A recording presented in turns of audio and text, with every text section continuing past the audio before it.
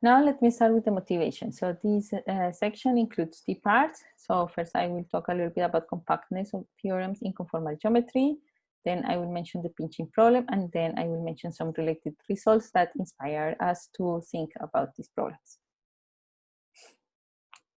So about isospectrality. So let me start from the beginning. If we have a closed Riemannian manifold, we have the Riemannian metric in coordinates, and then we can write the Laplace operator here also in coordinates. That depends on the metric and its derivatives. And so this is in functions, as I said. And then one can consider the eigenvalue problem for this Laplace operator, and then one has the spectrum of it. So this is going to be a subset of the complex plane, and this is going to be a sequence of eigenvalues that start at 0 and go up to infinity. So giving two different metrics on a closed Riemannian manifold, they are called isospectral if the spectrum of the Laplace operators are equal, including all the multiplicity. So if an eigenvalue repeats, it repeats the same in both sets.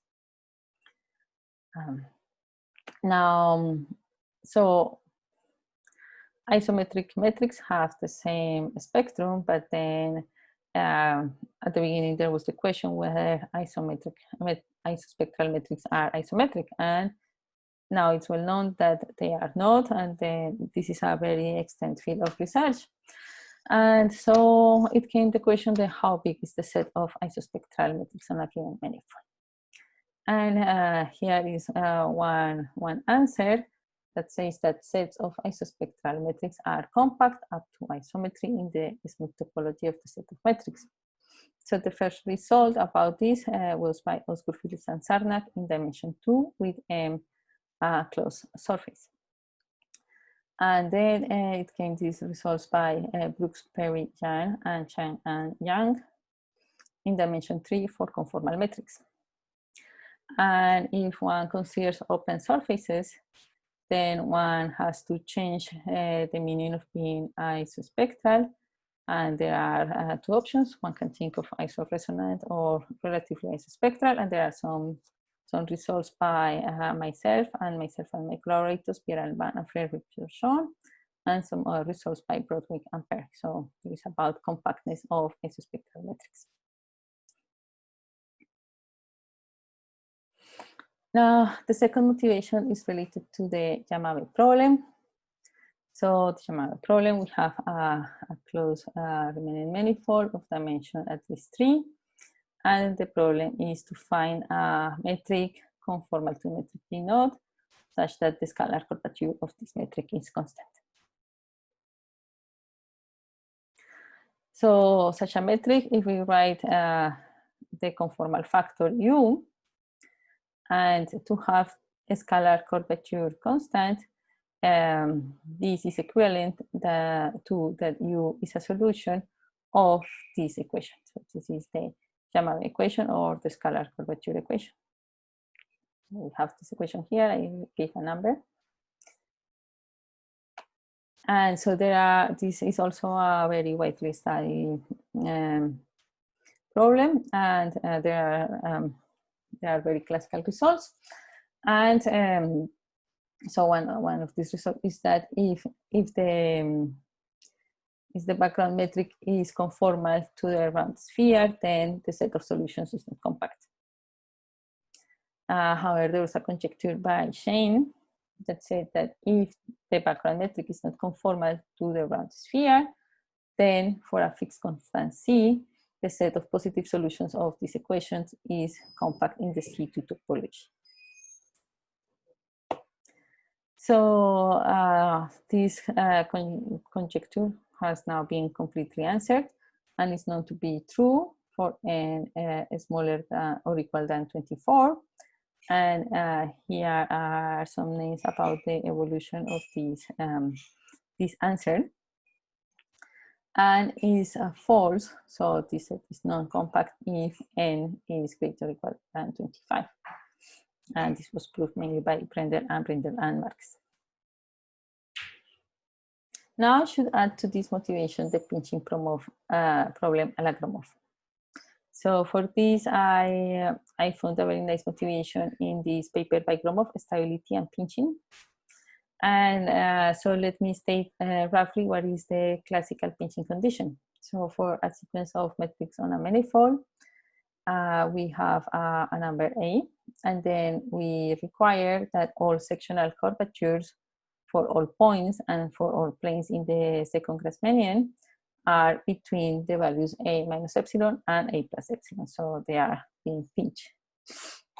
And so the pinching problem says where there exists a metric G naught with constant curvature, such that the sequence of metrics Gk converges to G naught as k goes to infinity and as epsilon goes to 0.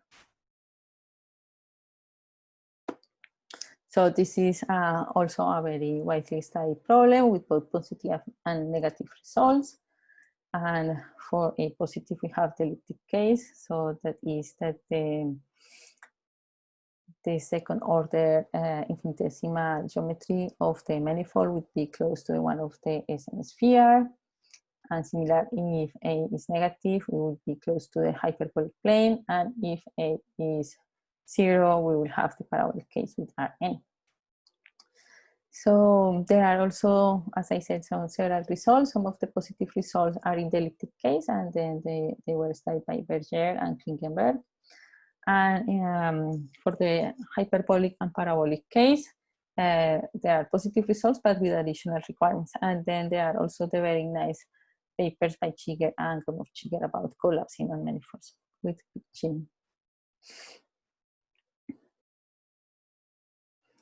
So if one looks at this generalized pinching condition, one can think of several generalizations. So one can think why to restrict to sectional curvature, why not to consider all the other curvatures, and why to consider only pointwise estimates, why not to consider estimates in LP norms or estimates in other norms of the functions or tensors.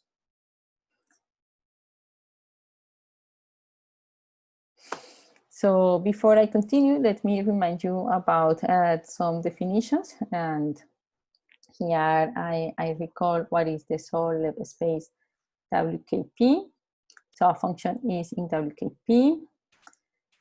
This is the definition. If all weak derivatives up to order k of the function f exist, and all of them are in LP. And about the Hilbert space C alpha, if we have alpha between 0 and 1, so we have that this a function f is in this Hilbert space, and only if. So first, f has to be continuous, and then the supremum over x different to y and x and y in this set omega of this quotient. So this is, notice here, this alpha if this is finite. And also let me remind you, so I guess many of you know them very well already, some of the main tools to obtain precompactness. So we have Arcel's theorem, Sobolev embeddings, Gromov precompactness theorem, and the Rebbich lemma.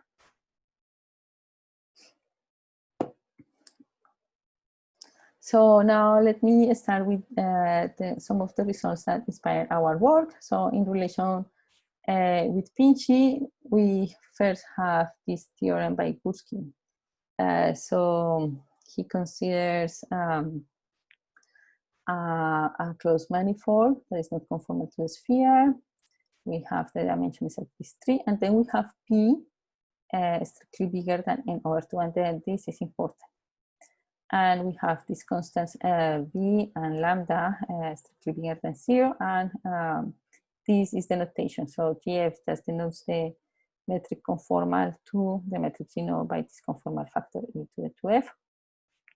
So here, what he proves is that this set of smooth functions for which the LP norm of the Riemann tensors are uniformly bounded and for which they have constant volume is bounded in the Sobolev space W2P and therefore is precompact in the Hilbert space C alpha if alpha is smaller, strictly smaller than 2 minus n2. So this result looks very technical, but under now the view of the pinching problem, it becomes natural. So here we should notice that the case P equals n over 2 is critical because if one only requires that the n over 2 norm of the Riemann tensions to be uniformly bounded, there can be degenerations in the metric. So here we have to go above n over 2 to this condition here. So this is resolved by Shangursky and Wolf. So here, let me make a remark about the criticality at P equals n over 2. This is really related to the critical exponent of the Sobolev embedding theorem. So for this space, the Sobolev space W2P naught of open set omega, this embedding in Cm of the closure of omega is compact for M for 0 smaller or equal than M, strictly smaller than 2 minus N over P. And if not, we have this other embedding, and this L and P divided N minus 2P. But notice here that P equals N over 2 is critical.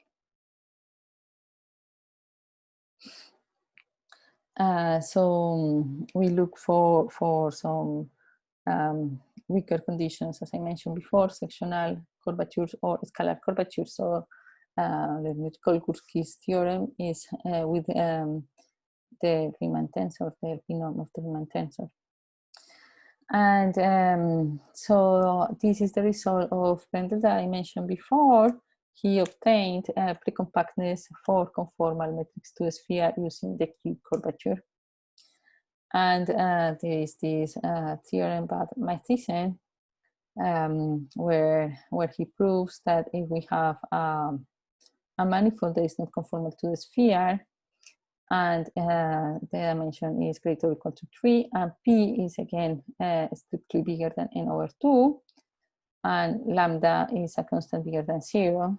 So we have that this set of functions, of smooth functions for which the LP norms of the scalar curvature are uniformly bounded by this constant lambda, and the volumes are the same as the volumes of the sphere.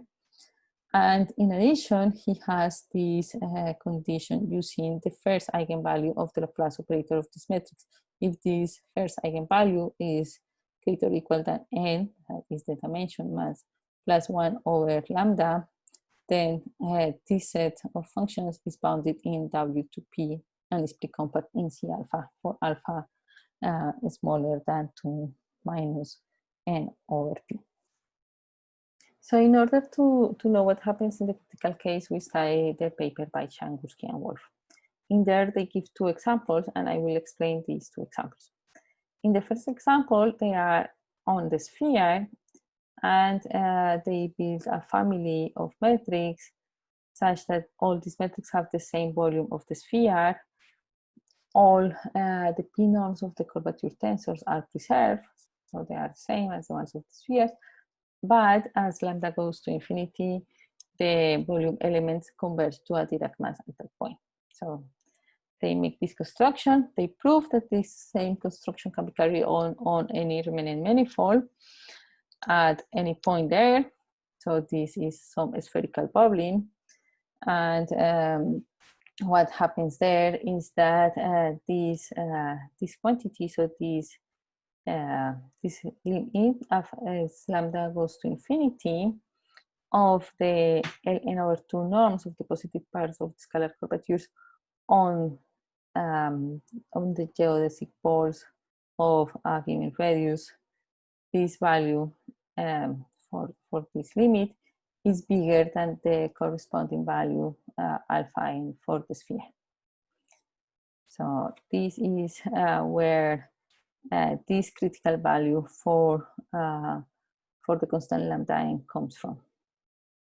This is the case we want to avoid.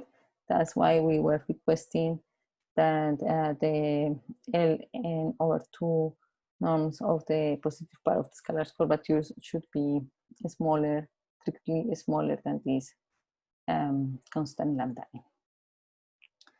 On the second example, they build a sequence of metrics for which the volumes are uniformly bounded.